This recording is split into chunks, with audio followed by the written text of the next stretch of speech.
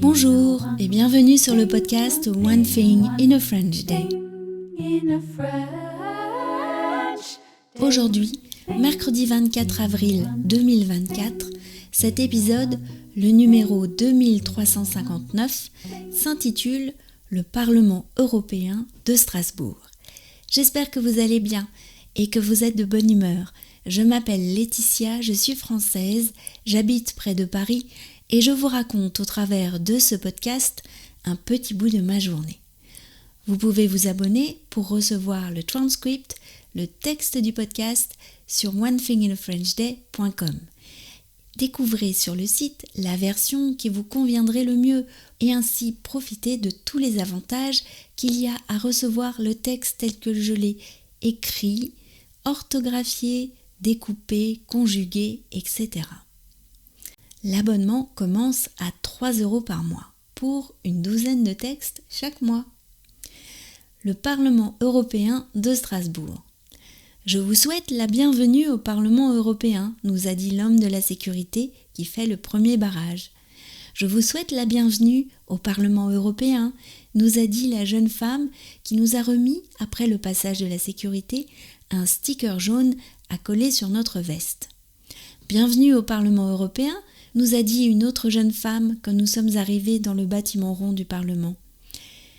Eh bien, je me suis vraiment sentie la bienvenue, ça m'a mise de bonne humeur. Vous avez l'exposition permanente par ici et ensuite vous pourrez assister à la session parlementaire qui se tient aujourd'hui et qui commence à 15h30, nous a-t-elle dit avant de nous indiquer le parcours visiteur. Il restait un quart d'heure avant le début de la session. Nous avons fait l'exposition permanente assez rapidement. Il y avait des œuvres d'art acquises par l'Union européenne, des frises sur les dates clés de la construction européenne et une sorte d'estrade avec un mur de drapeaux devant lequel nous nous sommes pris en photo. À 15h30, nous étions installés dans les tribunes de l'hémicycle bleu, nos casques sur la tête.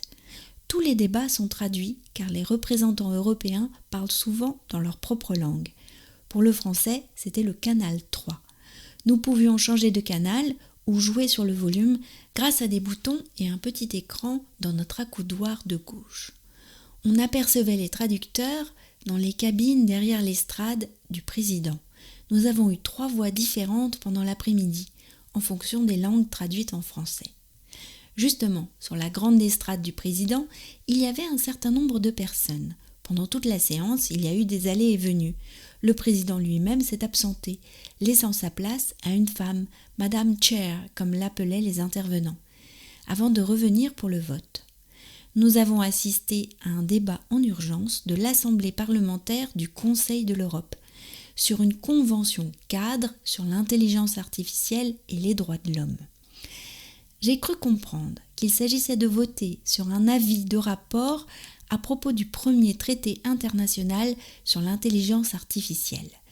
Le rapport avait été réalisé par une parlementaire islandaise, Thornhildur Sunna. Elle a présenté en quelques minutes les enjeux de ce rapport par son équipe. Puis des parlementaires ont pris la parole.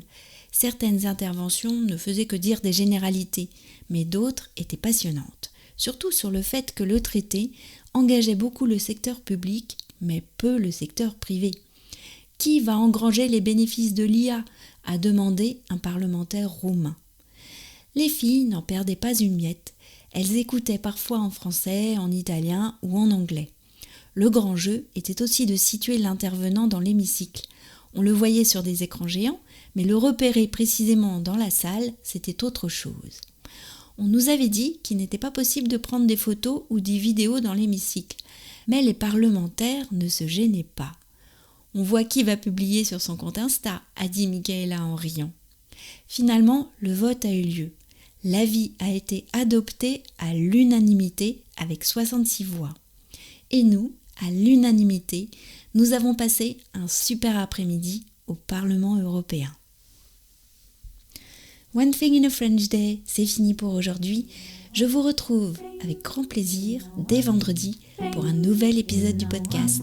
À bientôt, au revoir. One thing in a French day.